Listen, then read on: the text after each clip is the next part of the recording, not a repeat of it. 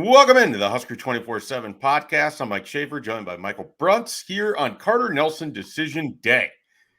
Carter Nelson has been the talk of the recruiting class for the most part. I mean, just he's no Dylan Raiola, Bruntz, but it's there's been a lot of discussion about Carter Nelson and what the Ainsworth tight end might do. And we learned today that he is staying home. He will be playing for Matt Rule in Nebraska moving forward after the 2023 season.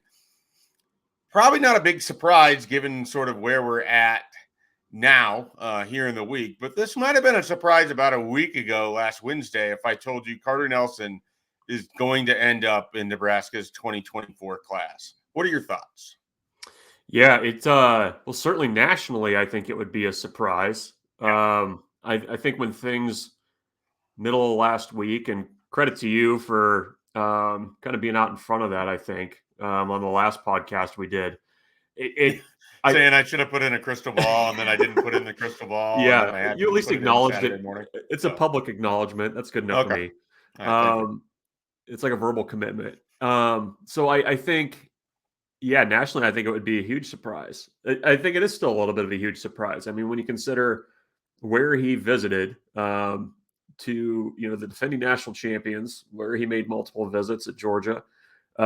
He went to Notre Dame. He went to Penn State. He had ample other opportunities in the SEC and in the Big Ten, and Nebraska won out. And I think you have to give a tremendous amount of credit to Matt Rule and his staff.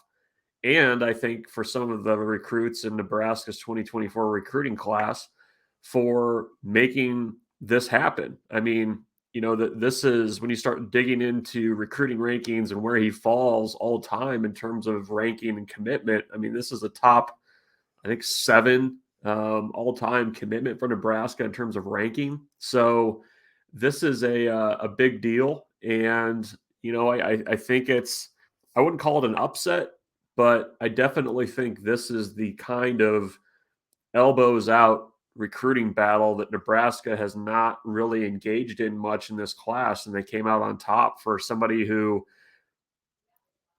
tremendously athletic, a ton of upside, and I think a nice real capper to a really productive June for this recruiting class. What say you? Yeah, I mean, I think you hit on all the high points there. It's a big recruiting win for Matt Rule and his coaching staff, and they wanted to keep Carter Nelson home, and I think whatever it was that basically solidified it. I think that Daniel Kalin at least plays a maybe not necessarily lead role on it, but certainly he gets to be on the credits page because I think he was really involved from the moment he ended up as Nebraska's quarterback commit. You go back to the weekend right before June, Carter Nelson comes down for an unofficial visit. Daniel Kalin makes sure to come over, and Kalin was telling me they had met at a Nebraska game in 2022 and kind of hit it off a little bit there. And we're talking a little bit. And then once Daniel Kalin was in Nebraska's class, he really ratcheted up the amount that he would reach out to Carter Nelson to the point where, when they weren't together, they were talking with each other. And that led to Carter Nelson wanting to come to the College World Series, which led to hanging out more with Daniel Kalin, which just a week ago. I mean, a week ago on Wednesday, I'm pretty sure, those guys were at the CWS at that point on Wednesday. And then Thursday, Nelson's hanging out in Lincoln before his official visit with his family. And then Friday, he's on his official visit. Saturday, he's committing to Nebraska, and then we find out publicly here a few days later. So I think it had been on his mind. And I think that Daniel Kalin was certainly a big part of all of this. Bruntz, I want to, before we get too deep into this podcast, I want to go all the way back to the beginning, which, if memory serves me correct, and I remember telling you about Carter Nelson on the sidelines. I want to say it was a Purdue game, 2021.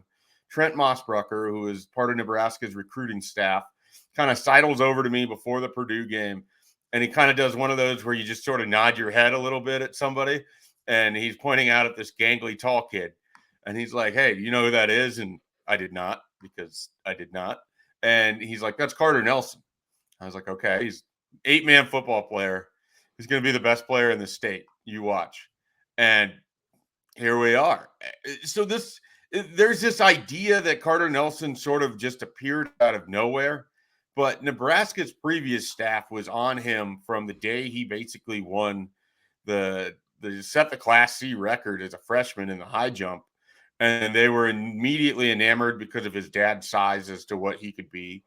And there's always been a lot of projection with Carter Nelson. This isn't like an overnight thing. Like I feel like there's some people that think that this offer happened entirely because he's tall and he's fast. They were on this kid before he could even drive, I'm pretty sure.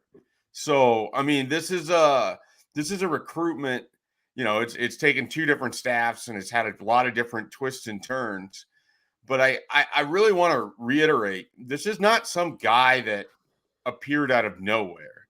This is someone that they viewed as a legitimate prospect, or a previous coaching staff viewed as a legitimate prospect back in 2021. It's now June of 2023. He's a top 50 player in the country. There's a ton of buzz about his athleticism because it's a pretty unique package when you combine that size with his ability to sort of explode with the vertical jump, and then he moves well. And I understand he's coming from a really low classification in 8-man football and all of that. But some really smart football people have looked at this and basically said, I think this guy can be a player. And I think that speaks to his ratings more than anything else. Yeah, I remember, well, even back then, I remember it being like, okay, this is somebody that Nebraska is going to get involved with in a very, serious, heavy way. And even then, though, it was interesting because, you had the track and field times and marks that kind of validated whatever athleticism he had. But I remember at the time, people would say, yeah, he's going to be a football recruit for sure. But the talk then was like, this is a guy that if he wanted to play basketball could have been a legit kind of jump out of the gym guy that was going to be on college basketball radars too if he wanted to be. I mean, that's just, I think, a credit to not only his athleticism but the athleticism that he showed at a very early age. And I definitely remember that when you mentioned that to me, that that was a guy that we're going to need to keep an eye on. And everything that he's done since then has kind of validated that. We'll see, we can get into it a little bit more too, but kind of what the projection is out for him. But yeah, I mean, this is a supreme athlete that people have been aware of for a long time. I mean, certainly, when you have coaches from Georgia and Notre Dame and Michigan flying into the airport in Ainsworth, or making that drive up into the Sandhills to go see him, that kind of changes changes things a little bit. But this is the guy, like you said, that's been on Nebraska's radar for a long time across multiple coaching staffs. Yeah, and I think he is someone that, isn't going to come to campus and immediately push the issue of playing time. Like, there's going to be a development track there. But honestly, this is one of those things where I think it's really helpful you have a guy like Bob Wager as your tight ends coach. I mean, you got a high school coach that's transitioning to being a college tight ends coach. I think he's used to working with guys where you have to project a little or you have to dream up a little because maybe they're not physically right where they need to be. But I think if Carter Nelson gets a 2-year runway with a strength and conditioning staff, he's going to have a real opportunity by his 3rd year in college to be someone that can be, I think, pretty helpful. And here's the other thing. When we're talking about a tight end impact, it doesn't have to be like he has to have 800 yards and 12 touchdowns. Like, this could be a guy who could have a pretty nice career if he's hanging out around 450 to 500 yards and 6 touchdowns a season. I mean, that kind of consistency is not something we've seen a lot out of the tight end position room. And you can still be an important piece of the offense, even if you're not necessarily putting up these huge games. So I think there's a way, when people look at the star ranking on tight end recruits, I think you get a little wild and you hope that it's Kyle Pitts, but that's more the exception than it is a rule. I mean, I think if you get, like, what did Durham Smythe have last year? Like, did he have like a 700, 800 yard season, or was he like right around 650? I mean, I think if you can get that kind of that kind of production. And I'm talking about the former Purdue tight end for those that maybe don't know the name. Payne Durham. Payne Durham. Yeah, who's Durham Smythe? Is that another? It's you're thinking about a current Miami Dolphins Okay, so there we go. tight end. Yeah, You're in the right position. He was at Notre yeah. Dame. Notre Too Dame. many Durhams. Yeah. Durham Museum. That's a tight end, I'm sure. But yeah, so I just think that we probably get a little over our skis when you see sort of the ranking, and then you think the impact is going to be like 1,000-yard season. I don't think that's likely with a tight end, but I think Carter Nelson by year 3 could be a guy that's pretty helpful in your offense, and maybe it happens in year 2. I just don't know that I'm looking for him in 2024 to get right in the mix of what they've got going on at tight end. Yeah, it's interesting. I mean, I think the biggest factor in all of that, and apart from the athleticism, apart from everything, is how do you make that adjustment from 8-man to the college game? I mean, that's a big jump up. Nobody is doubting his athleticism and what he's able to do. I think he's intriguing to me, especially too, because if you get him into a college strength and conditioning program focusing only on football, that to me, there's a lot that you can maybe speed up the time frame a little bit for his contributing. But the thing about him that's kind of unique, I guess, in the tight end room that Nebraska has now, I look at him more as kind of like a Fedoni type tight end, Split where out. you're going to be split out, you're going to be used in a bunch of different situations. They're going to try to take advantage of mismatches, that kind of thing. And I think if you're that kind of tight end and you can show that you can run routes and understand the offense, I think it's a little bit easier to contribute sooner. I mean, I'm not saying that he's due for a Matt Harrion freshman year, because I mean that was a lightning in a bottle situation in my mind. But I mean, if you can find situations where he can contribute, I think there's probably a chance for him to get on the field a little bit sooner if you're able to tailor things for him. Because I think the thing that we had kind of heard early in his recruitment was nobody's doubting the athleticism. You see glimpses of it on the film, even though he's going up against 8-man competition, the high pointing the ball, he runs like a receiver. It's just a matter of nobody really knows kind of what that's going to look like in a year or two. But, I think the challenge then becomes for Matt Rule and his staff is how do you're again betting on your development, your ability to develop, and how do you get him on the field sooner in a position to contribute? Because I think, you hope by year 3, he's a regular contributor and a starter and, pushing for all conference. And I agree. I mean, you don't need 1,000-yard receiving seasons to do that. But I think there's probably a time and a place for him to contribute sooner if you can kind of dream things up in a way for him too. Yeah, I think that's a good point about what do they call it? The Y receiver, where it's basically a split out tight end. Nebraska previously wanted to do that a little bit more with blasts from the past, Justin McGriff and Katarian LeGrone and guys like that. Where do you remember that? They'd get recruited, committed, and they would talk about playing the Y receiver. And I was just kind of like, what does this mean? Like, what is this? But it's essentially the split out tight end. So I am fascinated also as part of the Carter Nelson discussion. I have no idea what the tight end role is going to look like in this offense either. So that's another part of all of it, is we could see a game plan for what Carter Nelson could be as early as this fall if Thomas Fedoni can stay healthy, and if they utilize him in sort of that split out position, it could give you that pathway for what it could look like, for a guy like Carter Nelson. I do think you said something in there that is really valuable. Sometimes these guys are really, really athletic and they play all these different sports, but they never really get to singular focus on things. And I do wonder if someone with that kind of athleticism, when he's allowed to singularly focus on becoming a tight end, or just he's not playing basketball or doing track and he can actually lift and put the weight on and keep that weight on.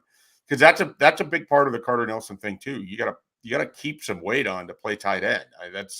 That has been an issue for some guys in the past, I know for sure.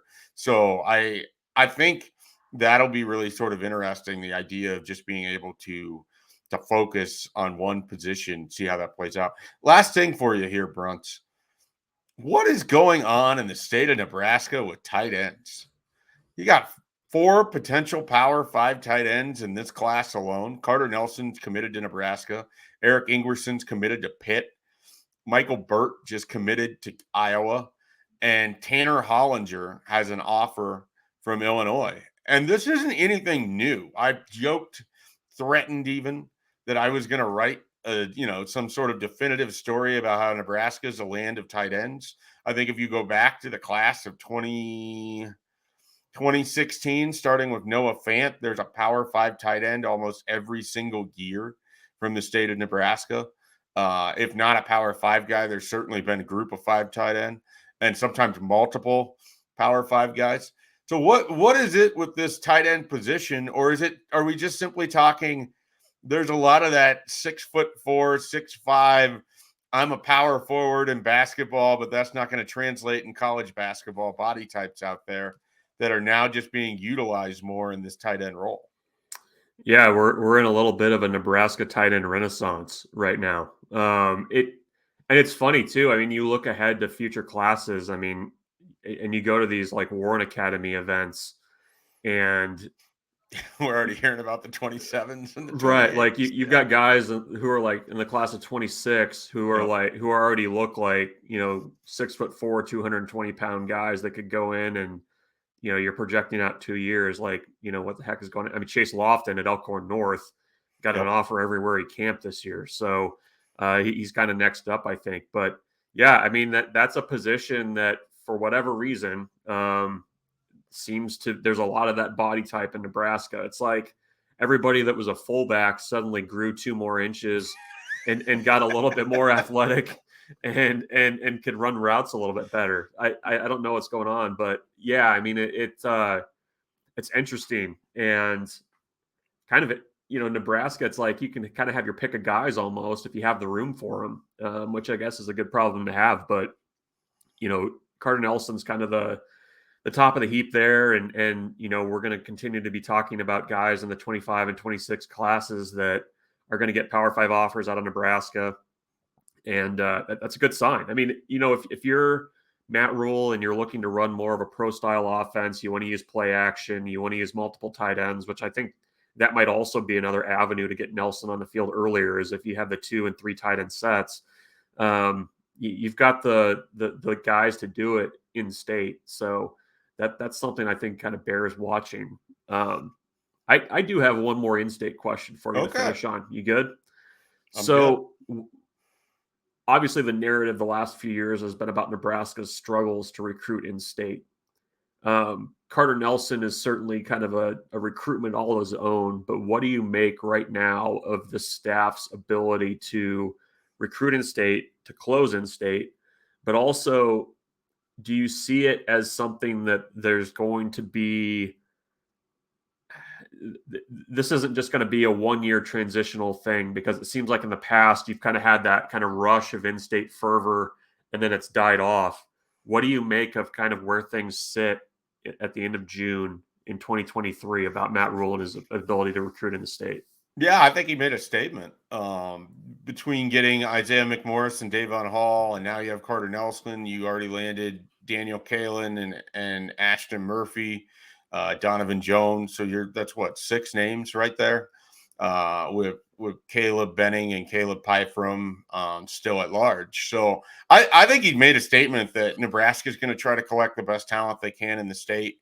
I think, honestly, there's a lot of different narratives that you can go with, but here's one I want to leave people with today.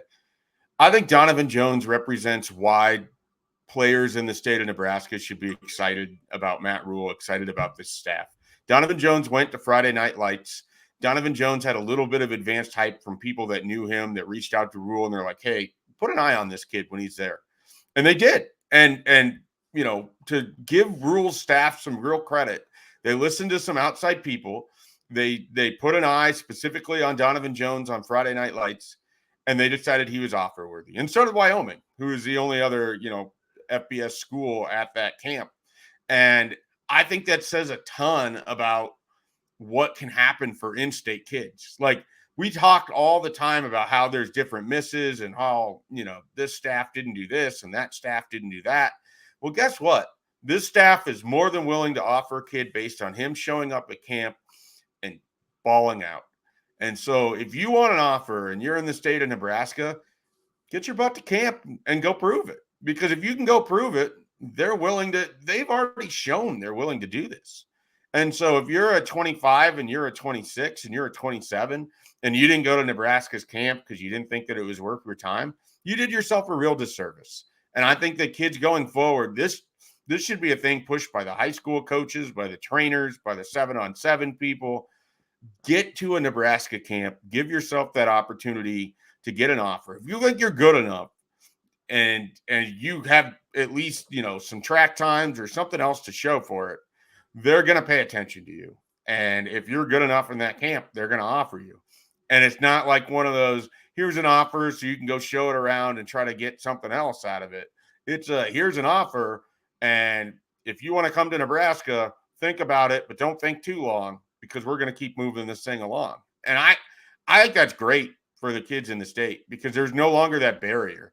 There's no longer, I got to be this or I got to be that. No, you show up and you earn it, you're going to get yourself an offer. That's all I got. I didn't know if what I said was so profound that you were just blown away there. Yeah. Wow. Yeah. Wow. All right. Well, that's the Carter Nelson Reaction Podcast here from Husker247. That's Michael Bruntz. I'm Mike Schaefer. Plenty going on with recruiting. It doesn't look like it's slowing down either, but Nebraska theoretically only had so many spots left. So be sure to check out Husker247.com. Plenty of coverage on the Carter Nelson commitment. Plenty of coverage on all the other commitments as well. Plenty of recruiting stuff at Husker247.com. What are you doing? Get there. Now, we'll be back with more Husker247 podcast content later